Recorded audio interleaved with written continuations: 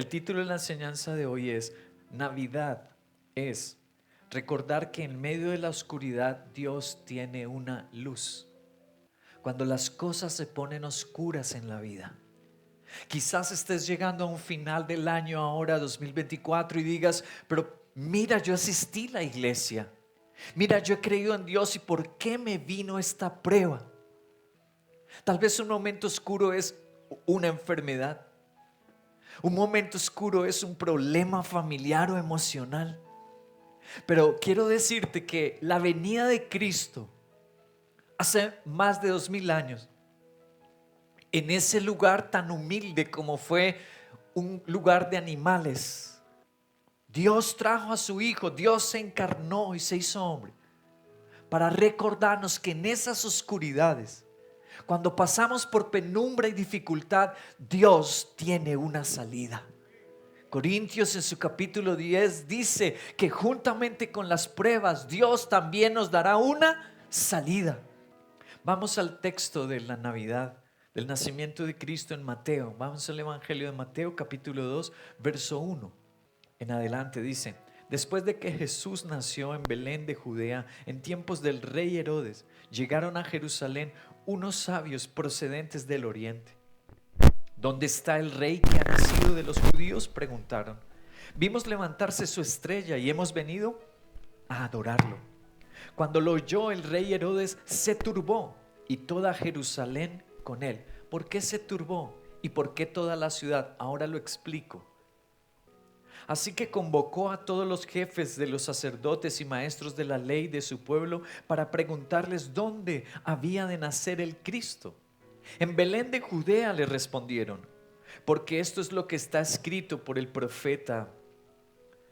Pero tú, Belén, en la tierra de Judá, de ninguna manera eres la menor entre las principales ciudades de Judá, porque de ti saldrá un príncipe que será el pastor de mi pueblo. Amén. Esta es la descripción que nos da Dios a través de Mateo. En el versículo 2 dice así, Mateo, inspirado por el Espíritu Santo, dice: vimos levantarse su estrella. ¿En dónde vimos levantarse la estrella? ¿Sigue? Versículo 5 dice: en Belén. Y versículo 6 lo repite: tú, Belén. 2 veces habla de Belén. Y Dios dice que allá levantó una luz en medio de lo pequeño. Eso me encanta. Me encanta leer esto. Voy a hacer unas preguntas, a formularlas y luego responderlas con la Biblia. Primera pregunta: ¿por qué la señal de Dios para el nacimiento de su hijo no fue una paloma? Como en el río Jordán cuando se bautizó vino una señal como de una paloma. ¿Por qué no fue el arco iris? Como cuando Noé acabó el diluvio, trajo el bello arco iris Dios. ¿Por qué la señal de Dios fue esa en la oscuridad? Segunda pregunta: ¿por qué la señal de Dios no fue en Jerusalén, que era la ciudad más grande de Israel? Nueva York, Milán, Roma, Italia, ¿por qué no allá? ¿Por qué tiene que ser en una pequeña aldea, más pequeña que un municipio? ¿Por qué tenía que ser allá si era el gran acontecimiento? La venida de Dios encarnado, Dios haciéndose hombre para pagar la deuda que nosotros tenemos con Dios por nuestros pecados y rebeliones. ¿Por qué en algo tan pequeño e insignificante? Tercera pregunta: esa señal de la estrella es como dicen algunos ateos. Levantan su voz, esgrimen sus conocimientos y dicen: eso era un mito, eso es irreal y fantasioso, esa estrella no existió. ¿Será verdad que es un mito? Voy a empezar con un video. ¿Es la estrella de Belén solo ficción basada en la fe, o algo que los antiguos observadores de estrellas vieron realmente en los cielos sobre Judea y que la astronomía moderna puede identificar? ¿Fue real la estrella de Belén? Hace 2000 años las personas no tenían la menor idea de lo que era una estrella. y había diferentes tipos de ellas. Estaban las estrellas en general. Las estrellas errantes, que llamamos planetas.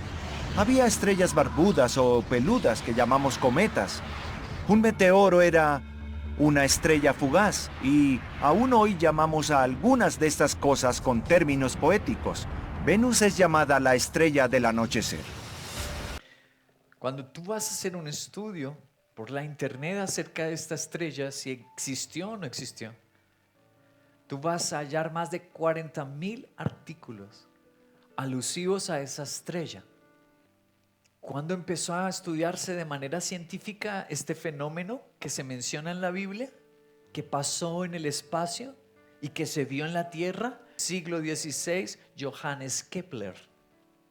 El gran astrónomo y científico Johannes Kepler, que fue el primero que calculó la órbita de los planetas con ecuaciones matemáticas y físicas. Él fue el primero que se dio a este estudio y él dijo, sí, eso existió con sus estudios. Bueno, pero Johannes Kepler no tenía el telescopio Hubble.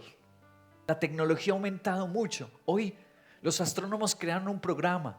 Tú puedes entrar en un software de astronomía, el día, el año, y te van a decir cómo estaban los planetas en ese día y ese año, cuál era su órbita y cuál era su posición en el espacio con un software.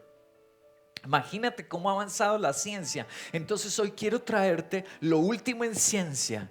Obsérvalo. Doctor en astronomía, Michael R. Molnar.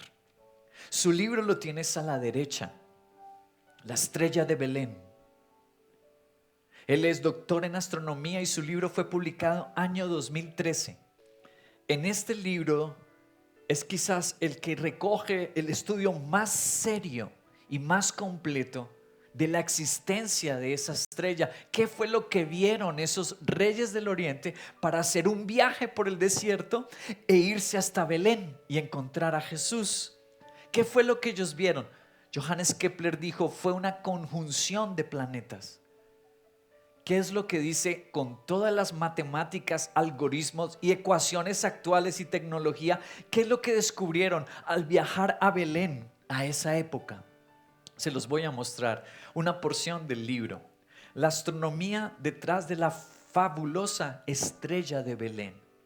El astrónomo Michael Molnar menciona que la frase en el este, donde dice la Biblia que de ese lugar salió la estrella, es una traducción exacta de la frase griega ente anatole, un término utilizado en la astrología matemática griega de hace 2000 años, que describía un planeta que se eleva por encima del horizonte oriental, justo antes de que aparezca el sol, y posteriormente desaparecería en el cielo en la mañana.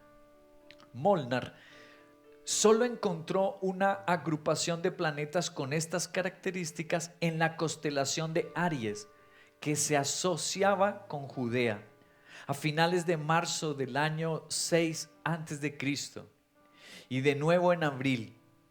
Y ese es el año que los historiadores han identificado como el más probable del nacimiento de Jesús.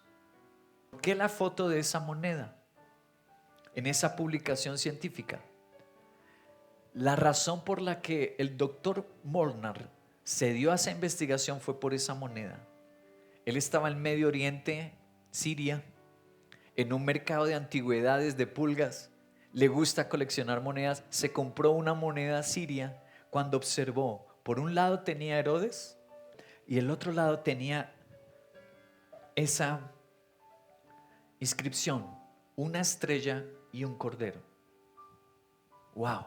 Él se empezó a interesar por qué en esa época habían puesto, esa no es una moneda cristiana o judía, no, siria. Pero es que ese fenómeno del espacio impactó toda esa región de Asia, de África, todos lo vieron. Entonces mandaron en aquella época acuñar una moneda con la estrella que habían visto. Ya respondí la primera pregunta de esas que formulamos hoy. No es mentira, no es ficción, no es una fábula. Esa es la estrella, existió. Y Duró exactamente ese fenómeno de alineación a los planetas de 1 a 3 meses. Y hasta en Siria lo pusieron en las monedas. ¡Wow! ¡Qué cosa tan extraordinaria! Volvamos a Mateo capítulo 2, verso 2.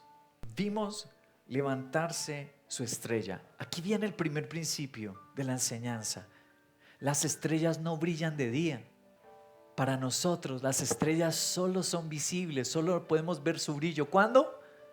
En las noches. Ese es el primer principio. Las estrellas para nosotros solo brillan de noche. No las podemos ver en otro momento. Vamos a Mateo capítulo 5, versículo 16. Dice así: hagan brillar su luz delante de todos, para que ellos, los hombres, puedan ver las buenas obras de ver acá y alaben a su Padre que está en el cielo. Dios ordenó que nosotros hiciéramos ¿qué? Brillar la luz en un mundo de oscuridad. Pero les quiero preguntar, ¿Dios pone mandamientos que Él mismo no cumpla? ¿Nos manda a nosotros no robar, pero Dios sí roba? ¿Nos manda a nosotros no mentir, pero Dios sí miente a sus promesas? Dios no tendría autoridad, el universo no se le podría someter, ni los ángeles, si Dios no cumpliera lo que Él pone. Un principio de autoridad que menciona la Biblia es: si tú no lo vives, los demás tampoco lo vivirán. Por ejemplo, en el asunto familiar, ¿qué dice el Evangelio de Juan? Los hijos no pueden hacer sino lo que ven al padre que hace. Muéstrame a un niño educado, decente, un joven. Ahí vas a tener detrás unos padres educados y decentes. El ejemplo que te da la autoridad es lo que los demás siguen. Entonces Dios dijo: hagan brillar su luz. Mateo capítulo 5. ¿Será que Dios no va a hacer brillar su luz este fin de año en tu necesidad? En tu problema y tu oscuridad. Él me manda a hacer luz, pero Él no lo va a hacer. Vamos a Génesis capítulo 1, verso 2 y 3. La tierra está en rojo, caos total. Las tinieblas cubrían el abismo. Nuestro tema de hoy. ¿Qué había en la tierra? Oscuridad absoluta. ¿Cómo era la tierra? Era un caos total.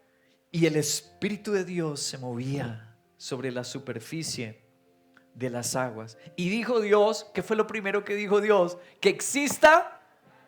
Dios es el primero que cumple el mandamiento. Dios no le pone a uno mandamientos que Él no cumpla. Él es el primero que los cumple. Y cuando tú estás en caos y yo estoy en caos, y cuando la oscuridad se cierne sobre nuestras vidas, Dios dice: a mi hijo que está yendo a mi iglesia, que se me entregó el corazón, a Henry, le voy a hacer brillar la luz. Eso es Navidad. Ese es el nacimiento de Jesús, luz en medio de oscuridad. Volvamos a Mateo, capítulo 4, verso 16 y 17 dice: y el pueblo que habitaba en oscuridad ha visto una gran luz. Sobre los que vivían ¿en qué? En tinieblas, la luz ha resplandecido. Y desde entonces comenzó Jesús a predicar: arrepentidos porque el reino de los cielos está cerca. Ok, ¿qué es lo primero que hace Jesús cuando viene? ¿Para qué vino en Belén? ¿Por qué vino a esa pequeña aldea insignificante? ¿Por qué en la noche? Que se te va a aparecer el Señor. Él se aparece en la oscuridad. Él se aparece en el momento difícil. Ahora vamos al apóstol Pedro, su primera carta, capítulo 2, verso 9, dice: pero ustedes son descendencia escogida y real sacerdocio, nación santa, pueblo que pertenece a Dios, para que proclamen. ¿Qué es lo que yo debo proclamarle a mi familia, a las personas en mi trabajo, en mi estudio? Dice: para que proclamen las obras, no dice desastrosas, dice maravillosas, de aquel que los llamó de las tinieblas a... Wow, otra vez. ¿Dónde se aparece la luz de Jesús? Cuando estoy en problemas. Dios quiere que yo le cuente a la gente y no me canse de darles testimonio. El Dios que me cambió. Vamos, 2 de Corintios capítulo 4, verso 6. Dice, porque Dios ordenó que la luz resplandeciera donde ya están bien y chévere. No. ¿Dónde? En las tinieblas. Hizo brillar su luz, ¿dónde? En nuestro corazón, para que conociéramos la gloria de Dios que resplandece en el rostro de Cristo. Esa luz no te va a venir de un trabajo. Mira lo que está diciendo Corintios. La luz que necesita tu corazón no viene de un estudio, no viene de una empresa, no viene ni de una pareja. La luz que tú y yo necesitamos resplandece ¿en dónde? En Jesús. Esa estrella por eso tenía que acabarse. Ya no existe esa conjunción de los planetas, porque la estrella solamente iba a señalar a Jesús. La estrella se acabó, la conjunción, el fenómeno astrofísico se acabó, porque era solo una flecha que señalaba a Jesús. Ahora lo que necesitamos está en Jesús. La luz brilla, es en Cristo. Voy a mostrarles esta frase que me encanta, de uno de los teólogos más bellos, siglo XIX, inglés. Aquí tenemos su foto. Hasta hoy, mira, continúa el templo donde él pastoreó. Se llama el Tabernáculo Metropolitano de Londres. Charles Spurgeon, el gran teólogo inglés.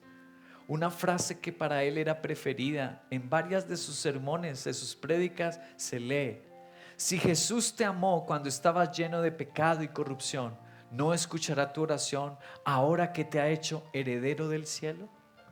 Esa era una de sus frases favoritas. Si Dios nos amó cuando estábamos en la prisión, en las cosas malas, si Dios nos amó cuando estábamos en pecado, ahora que soy su hijo, ¿cuánto más ahora me escucha? ¿Cuánto más ahora que soy su hijo, sí me escucha? Volvamos a Mateo 2, pero ahora miremos el verso 3. Dice, cuando oyó el rey Herodes, se turbó. Yo les dije que iba a hablar de esto. ¿Por qué se preocupó? ¿Por qué la ciudad se alteró? Aquí está el principio, segundo principio. La luz de Dios brilla en medio de los Herodes. ¿Por qué es importante hablar de Herodes? Porque la Biblia lo menciona. Herodes no era cualquier personaje. Ahí tenemos a Herodes el Grande. Él fue el que reconstruyó el templo de Jerusalén y todavía queda un muro de ese templo. Herodes es un personaje histórico, no es una leyenda, no es una ficción, es un personaje histórico. Y dice allí que se turbó. Ya voy a explicar. Esa luz de esa estrella, ¿quiénes la vieron? Los reyes fueron unos de los que la vieron, los reyes del oriente. ¿Quién más la vio? Los pastores que estaban cuidando los rebaños también la vieron. Quiere decir que los creyentes de corazón nobles ven la luz. ¿Pero Herodes la vio? Nunca la vio Herodes. ¿Tú entiendes que donde Dios hace un milagro, otros se la pierden? Cuando Jesús fue a Nazaret, ¿le hizo milagros a todos? No, la Biblia dice que no, solo unos pocos que creyeron en él. Los fariseos y sacerdotes como Caifás y Anás vieron milagros, pero en cambio la mujer con el flujo de sangre sí. Pero en cambio el ciego y el paralítico de Betesda sí. ¿Qué quiere decir eso? Que la luz del Señor no es para todos. Se requiere humildad y nobleza. La luz no la va a ver el orgulloso. Por eso Herodes nunca la vio. En cambio, esos reyes la vieron. Esos pastores la vieron. Esa mujer con el flujo de sangre la vio. Hay que tener nobleza y decir: Señor, yo seguiré el camino que tú quieras que yo siga. Yo haré lo que tú mandes, Señor. Y si ve nobleza al Señor, como esos reyes eran persas, seguían otra religión, otras costumbres, y ellos tuvieron la humildad de hacerse ese viaje, de despojarse de sus tradiciones, y por eso Jesús se les aparece. En cambio el Herodes, que lo tenía en sus narices, en cambio el Herodes que había pagado por ese templo y nunca lo vio, porque Herodes era soberbio. Ese hombre mandó matar 2 esposas, asesinó 4 hijos, porque creía que le iban a quitar el trono. Ese hombre era un enfermo. Mateo capítulo 24, versículo 9. Entonces los entregarán para que los persigan, los maten, los odien todas las naciones. ¿Por causa de quién nos va a odiar la gente? Por ser cristianos. ¿Por qué no brilló en Herodes? Porque Herodes perseguía. Herodes estaba aferrado al dinero y al poder. Jesús dijo que nos perseguirían. Mateo capítulo 5, versículo 10. Dichosos los perseguidos por causa de la justicia, porque el reino de Dios les pertenece. ¿A quién le pertenece el reino de Dios? ¿A todo mundo? No. A Herodes no. En medio de los Herodes que nos persiguen, se le apareció un ángel a José en los sueños. Cuando Herodes estaba a punto de hacer una de las matanzas más espeluznantes que ha vivido la humanidad. Leámoslo, Mateo 2:16. Cuando Herodes se dio cuenta de que los sabios se habían burlado de él, se enfureció y mandó matar a todos los niños menores de 2 años en Belén y sus alrededores, de acuerdo con el tiempo que había averiguado de los sabios. ¡Wow! Este tipo era un psicópata. ¿Qué fue lo que hizo? Mandó matar a todos los niños, pero Dios se le había aparecido a José con un ángel. Se le apareció en un sueño. Cuando los Herodes nos están haciendo daño y nos quieren destruir, el Señor, su luz se va a aparecer. Y se le apareció a José y le dijo: huye, toma al niño, a su madre y huye. Y Jesús vivió un tiempo en Egipto, ¿lo recuerdan? Ese Herodes era un hombre loco de mente. Alguien puede decir: eso no es verdad, eso ya es un invento, una exageración. Hay ateos que se han atrevido, siendo que existe la historia, pero hoy hay historiadores que dicen el holocausto judío no existió, y hay fotos, hay videos, hay museo y dicen: no, es que el holocausto no existió. Qué arrogancia, qué soberbia. Así hay historiadores que dicen: no, eso hay que matar niños y que eso no pasó. Año 2024, mira esta noticia.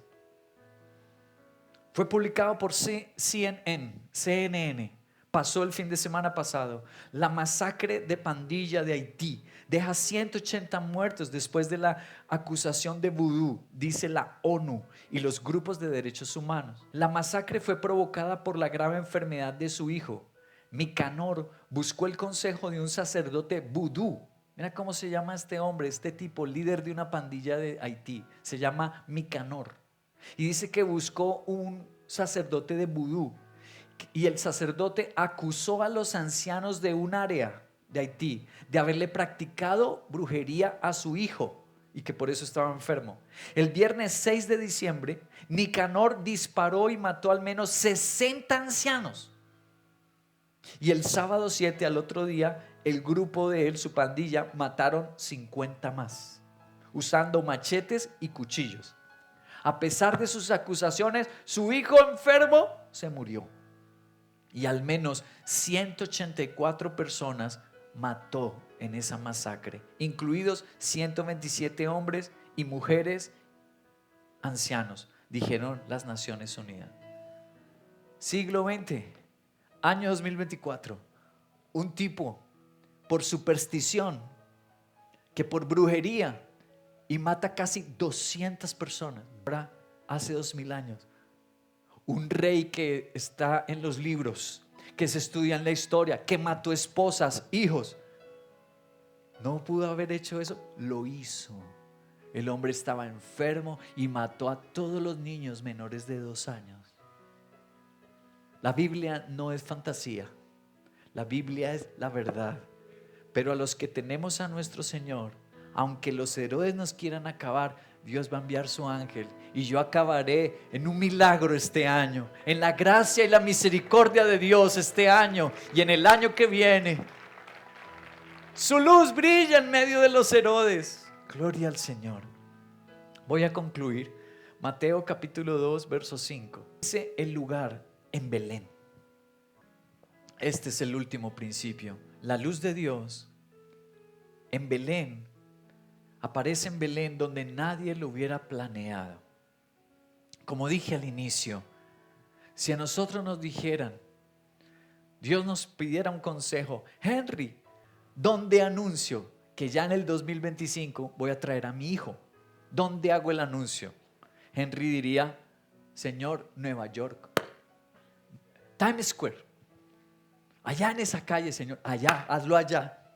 Haz allá el anuncio que vas a venir, eso lo ve el mundo entero, hazlo allá.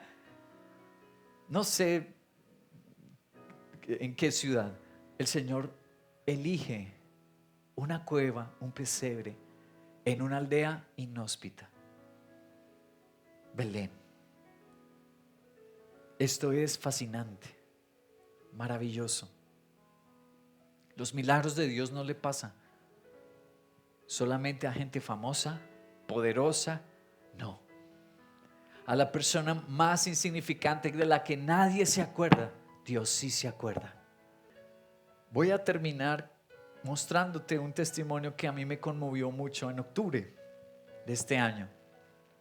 A demostrarte de que Dios sigue eligiendo lo pequeño y lo insignificante para hacer milagros. Esta historia se conoció en los Estados Unidos, pasó allá y lo publicaron muchos medios de comunicación. Se los voy a mostrar. Una pareja sobrevivió al huracán Helen, con lo que creen que fue una intervención divina, pero tenían más que Dios de su lado. No importa lo poco que nos quede, cuán bendecidos nos sentimos. Sí, no deberías estar vivo, pero Dios tiene un propósito.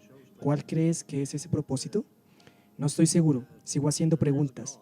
Creo que tal vez lo que hagamos, lo que estamos haciendo ahora, tal vez salga. Creo que tal vez lo que hagamos, lo que estamos haciendo ahora, tal vez salga y le muestre a la gente que hay un Dios y que es la fe la que mantiene a la gente a flote en ese momento, como un rayo de esperanza que durará mucho tiempo.